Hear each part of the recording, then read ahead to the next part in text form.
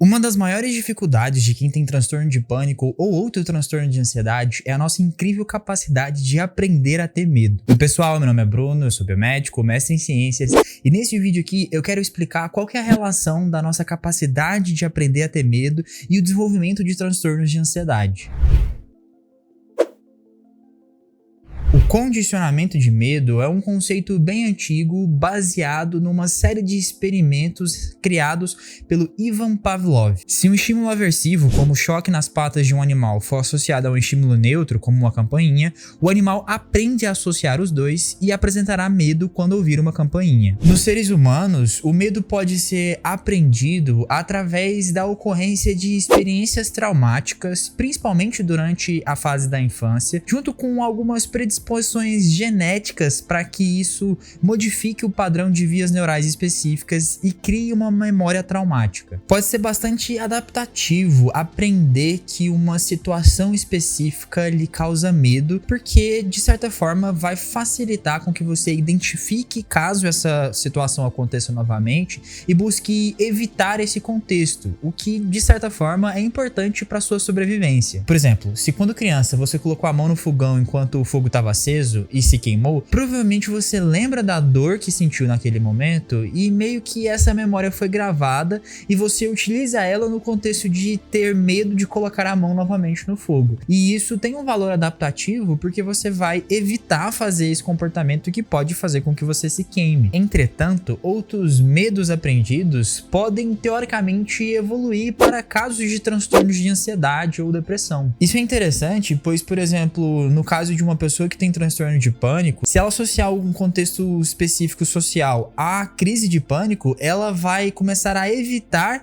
ter encontros sociais ou evitar ir para locais específicos porque ela vai acreditar que ela vai ter novamente uma outra crise de pânico. Ou seja, uma crise de pânico que aleatoriamente acontece no meio do metrô faz com que a pessoa associe a situação de estar no metrô com uma situação perigosa e acabe desenvolvendo maiores chances de ter outra crise de pânico quando tiver no mesmo contexto. Falando de experiência própria, eu sou diagnosticado com transtorno de pânico e quando eu comecei a ter as primeiras crises, eu associava basicamente qualquer cenário à possibilidade de desenvolvimento de alguma crise de pânico. Eu comecei a achar que sair de casa era gatilho para crise de pânico, que estar em locais muito cheios de pessoas era um gatilho para crise de pânico, e às vezes até o contexto de pensar sobre coisas complexas era associado como gatilho de crise de pânico para mim. Não tinha jeito, eu estava totalmente sensibilizado ao medo. Olhando para o cérebro, o que acontece especificamente nesse condicionamento de medo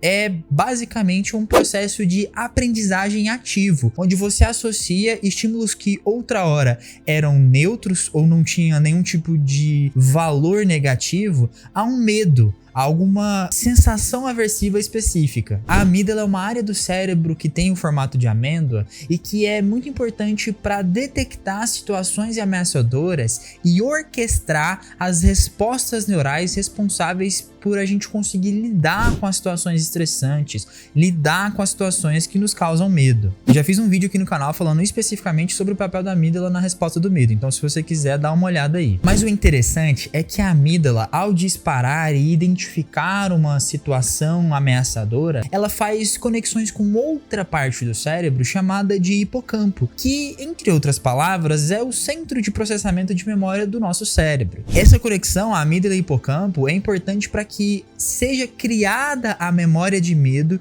no contexto específico que ela tá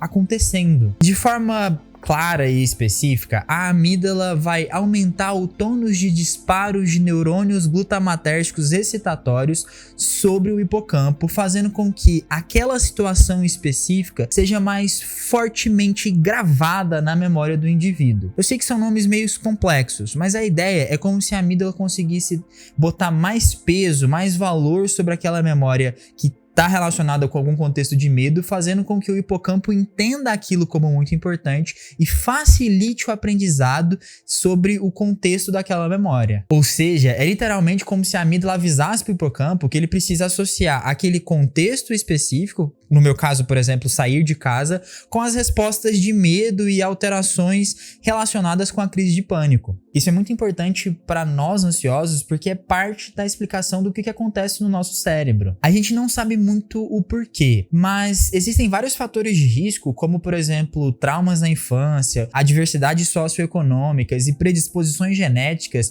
que vão alterar o ambiente neural, principalmente das vias relacionadas com a amígdala, fazendo com que ela se torne, digamos, disfuncional e acabe disparando de forma anormal nos casos de pessoas com transtornos ansiosos. Isso faz com que a pessoa tenha uma maior facilidade de aprendizado associativo de medo, de condicionamento de medo, e isso vai facilitar com que ocorra essa criação de memórias de medo em situações que, na verdade, nem deveriam ser aversivas por si só. Para piorar um pouquinho as coisas, é muito comum que ocorra um processo chamado de generalização do medo, que é basicamente o seguinte: a partir da sensibilização dessas circuitarias ao contexto de medo específico,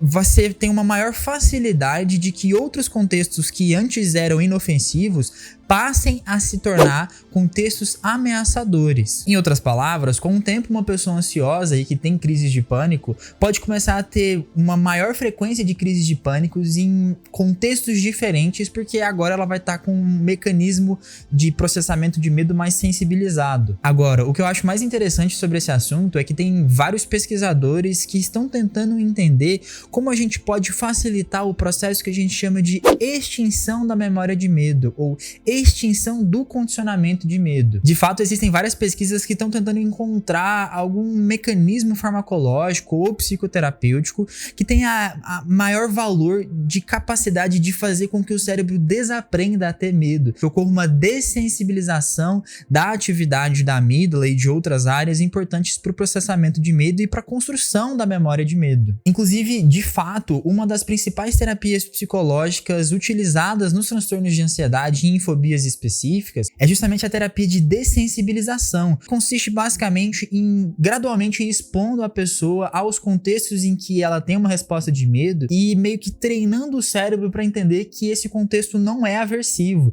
diminuindo o aprendizado ou desaprendendo a ter medo daquele contexto específico. Só que infelizmente nem todos os pacientes conseguem melhorar significativamente com essa terapia, por isso que mais estudos estão sendo feitos para talvez encontrar algum fármaco que consiga facilitar essa extinção do aprendizado de medo. E aí, você gostou de saber sobre isso? Não esquece de deixar seu like aqui embaixo e se inscrever caso ainda não seja inscrito. Muito obrigado pela atenção e até mais!